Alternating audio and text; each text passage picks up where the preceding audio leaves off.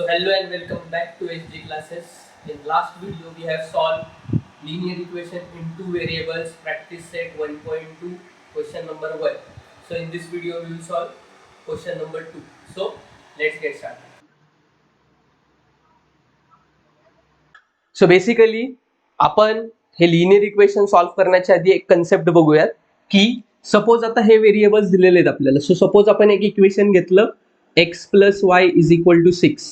जर आपलं first equation consider केलं तर linear equation in two variables मध्ये काय असतात, दोन व्हेरिएबल प्रेझेंट आहे आपल्याकडे x आणि y. सो हे जे दोन व्हेरिएबल्स प्रेझेंट आहे ह्याच्यातला कोणता तरी एक जो व्हेरिएबल असतो त्याला आपण काय सपोज करतो, इंडिपेंडंट व्हेरिएबल.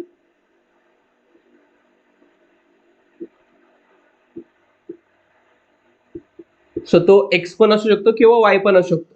आणि जो उरलेला सेकंड व्हेरिएबल असेल त्याला काय म्हणणार आपण आता, dependent variable.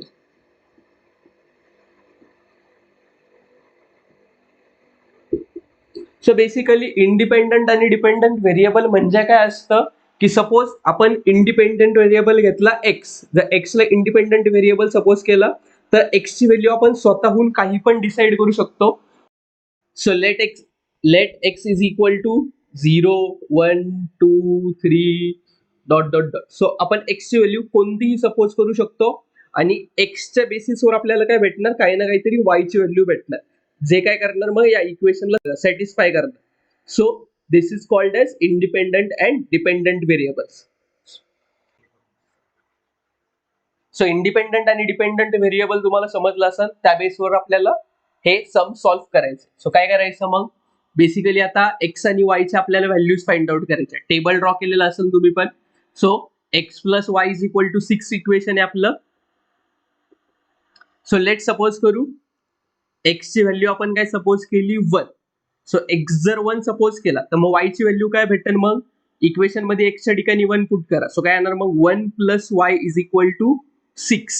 So 1 plus Y is equal to 6 येणार. सो प्लस 1 आहे, प्लस 1 त्या इज इक्वल टू च्या त्या साईडला गेल्यावरती काय होणार, -1. So y is equal to 6 minus 1. So y is equal to 6 minus 1 is 5. So the value of y is 5. Second, जर सपोज केलं आपण let x is equal to 2 suppose केलं. सो x ची व्हॅल्यू 2 सपोज केली. So x च्या ठिकाणी आपण 2 put करणार. So 2 plus y is equal to 6.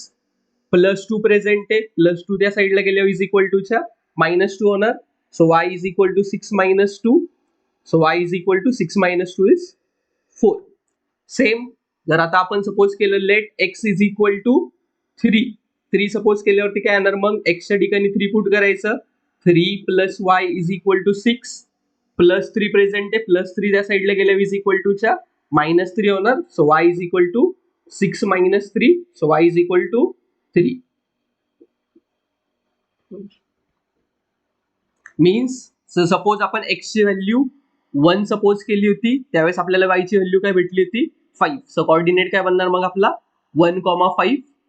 ज्यावेळेस आपण x ची व्हॅल्यू 2 सपोज केली होती त्यावेळेस आपल्याला y ची व्हॅल्यू काय भेटली होती, 4. सो कोऑर्डिनेट बनणार आपला 2,4. सेम जेव्हा आपण x ची व्हॅल्यू 3 सपोज केली होती त्यावेळेस आपल्याला y ची व्हॅल्यू किती भेटली होती, 3. सो कोऑर्डिनेट काय बनणार आपला 3,3. So by same method you have to find this table also. So our equation is x minus y is equal to 4. Same here also, suppose x is our independent variable. So let x ची value आपण काय suppose केली, 1 suppose केली x ची value. So जर x ची value 1 suppose केली तर इक्वेशन मध्ये 1 पुट केलं काय येणार, 1 minus y is equal to 4. So 1 आहे, प्लस 1 आहे इथे. So plus 1 is equal to त्या साईडला गेल्यावरती काय होणार, -1. So minus y is equal to 4 minus 1. So minus y is equal to 4 minus 1 is 3. दोन्ही साईडला आपण काय करू, -1 नी मल्टिप्लाय करू. So y is equal to -3. Same जर आता सपोज आपण x ची व्हॅल्यू 2 सपोज केली. सो x ची व्हॅल्यू 2 सपोज केल्यावरती काय येणार मग, so 2 minus y is equal to 4 येईल. प्लस 2 प्रेझेंट आहे, 2 ला इथे प्लसची साईन आहे. प्लस 2 जर इज इक्वल टू त्या साईडला गेला तर काय होणार, -2. So -y is equal to 4 - 2. So minus y is equal to 4 minus 2 is 2. Minus sign आहे, सो आपण या दोन्ही सो मायनस साईन आहे, सो आपण दोन्हीकडे -1 नी मल्टिप्लाय करूया. So so y is equal to -2. Same suppose आपण x ची व्हॅल्यू काय सपोज केली, आता 3 सपोज केली, सो तर x ची व्हॅल्यू 3 घेतली तर काय येईल मग 3 minus y is equal to 4. +3 present आहे, +3 इज इक्वल टू त्या साईडला गेल्यावरती काय होणार -3. So minus y is equal to 4 minus 3. So minus y is equal to 4 minus 3 काय येणार 1. दोन्ही साईडला आपण -1 नी मल्टिप्लाय करूया. सो y ची व्हॅल्यू येणार -1. सो मग काय होतं, मग टेबलमध्ये ज्यावेळेस आपण x ची व्हॅल्यू 1 सपोज केली होती त्यावेळेस आपल्याला y ची व्हॅल्यू काय भेटली होती -3. सो पॉईंट काय बनेल आपला 1, -3. सेम जेव्हा आपण x ची व्हॅल्यू 2 सपोज केली होती त्यावेळेस आपल्याला y काय भेटला होता -2. सो आपला पॉईंट काय बनेल 2, -2. आणि ज्यावेळेस आपण x ची व्हॅल्यू 3 सपोज केली होती त्यावेळेस आपल्याला y ची व्हॅल्यू काय भेटली होती -1. सो आपला पॉईंट काय बनेल 3, -1. सो लेट आता आपण काय करूयात ग्राफ करूयात. So let's go to graph. हा आपला फर्स्ट टेबल आहे, हा आपण ऑलरेडी सॉल्व्ह केलेला आहे. त्याच्यानंतर हा आपला सेकंड टेबल आहे, आपण ऑलरेडी सॉल्व्ह केलेला आहे. आता आपल्याला हे जे दोन्ही टेबल्स आहेत हे ग्राफ पेजवरती प्लॉट करायचे आहेत. सो हा आपला ग्राफ पेज आहे, या ग्राफ पेजवरती आपल्याला काय करायचं आहे, हे जे दोन्ही टेबल्स आहेत हे प्लॉट करायचे आहेत. म्हणजे हे जे दोन्ही लिनियर इक्वेशन इन 2 व्हेरिएबल्स आहेत हे आपल्या ग्राफवरती प्लॉट करायचे आहेत. सो आपण कसे प्लॉट करणार, सो हा टेबल मधला आपला फर्स्ट पॉईंट काय आपला 1,5. सो हा जो आपल्याला फर्स्ट पॉईंट आहे 1,5 हा आपल्याला ग्राफवरती प्लॉट करायचा. सो एक्स ऍक्सिस वरती 1 घ्यायचा. सो ही एक्स ऍक्सिस आहे याच्यावरती 1 आणि वाय ऍक्सिस वरती आपल्याला काय करायचंय 5 प्लेसेस वरती जायचंय. सो इथे आपला पॉईंट 1,5. सो आपण इथे 1,5 प्लॉट केला. त्याच्यानंतर आपला सेकंड पॉईंट आहे 2,4. सो 2,4 कुठे येणार, एक्स ऍक्सिस वरती 2 जायचं आणि वाय ऍक्सिस वरती 4 प्लेसेस वरती जायचं. सो इथे असणार आपला पॉईंट 2,4.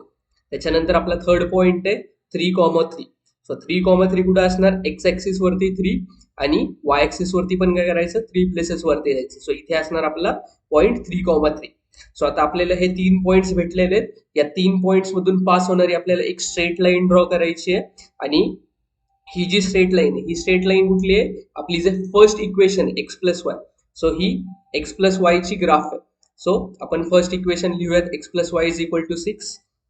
त्याच्यानंतर सिमिलरली आपल्याला काय करायचंय, हा सेकंड टेबल प्लॉट करायचा. सो सेकंड टेबल कसा प्लॉट करणार, या सेकंड टेबल मधला फर्स्ट पॉईंट काय आपला 1, -3. सो हा जो 1, -3 पॉईंट आहे हा प्लॉट करूयात. सो एक्स ऍक्सिस वरती 1 जायचं आणि वाय ऍक्सिस वरती -3. सो -3 कुठे येणार, खाली यायचं -3 पर्यंत. सो इथे असणार आपला पॉईंट 1, -3. सेम तसंच सेकंड पॉईंट आहे आपला 2, -2. सो एक्स ऍक्सिस वरती 2 आणि वाय ऍक्सिस वरती -2. सो 2, -2 खाली यायचं, इथे आपला पॉईंट असेल 2, -2. तसंच आपल्याला थर्ड पॉईंट प्लॉट करायचं आहे 3, -1. सो एक्स ऍक्सिस वरती 3 घ्यायचं आणि वाय ऍक्सिस वरती -1. सो -1 इथे आलो आपण. सो हा पॉईंट असेल आपला 3, -1. सिमिलरली हे जे 3 पॉइंट्स आहेत या पॉइंट्स मधून पास होणारी आपल्याला एक स्ट्रेट लाईन ड्रॉ करायची. सो ही जी लाईन आहे ही आपली सेकंड जे इक्वेशन आहे त्याचा ग्राफ आहे. सो इथे आपण आपल्या काय करूयात, आता सेकंड लाईनचं इक्वेशन लिहूयात. So this is the graphical representation of linear equation in 2 variables.